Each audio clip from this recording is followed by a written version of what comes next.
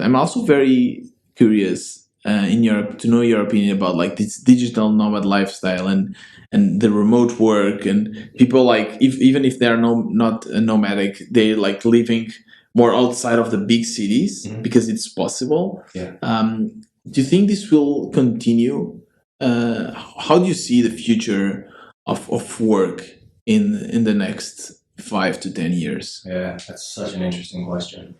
I think that as more things move online, people just want that flexibility. They want the flexibility to live life the way that they want. On the west coast of Canada, so I was on Vancouver Island in Victoria, and there's a lot of van lifers there. People who have converted Sprinter vans or whatever, or just living out of their cars by choice, and they are loving their life. It's a very temperate place, so it never really gets very cold. So it's a perfect place to do this. And they just use Starlink or whatever, or they tether to their phones and they want to work in nature. Yeah. They just want to go and live around. Yeah. And I look at that and think like, that is incredible freedom to just like grab life by the horns and just say, no, I just want to live where I want to live. Yeah. And they come back to the city and they take a shower and maybe they stay at an Airbnb for a few days, freshen up, and then head out again.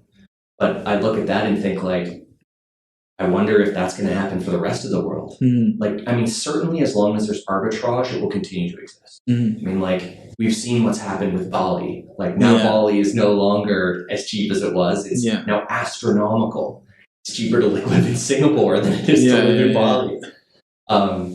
So I think as long as arbitrage continues to exist, there will be people who want to exploit it. And I think it makes sense. Like, I think in Canada, this is a conversation I've been having in Canada for a while of, what are the opportunities that our generation has? Our parents didn't know it, but their opportunity was real estate. Turns out you can invest in a home and now it's worth potentially millions of dollars, which is great because your investment paid off. But now for somebody who can't get into the market, how do we find what's the next opportunity for us? Right. And it's starting to feel like maybe that is living in a low-cost place, taking your high salary, living in a low-cost place, and just banking way more. Yeah. And just living that life, waiting until you become financially independent.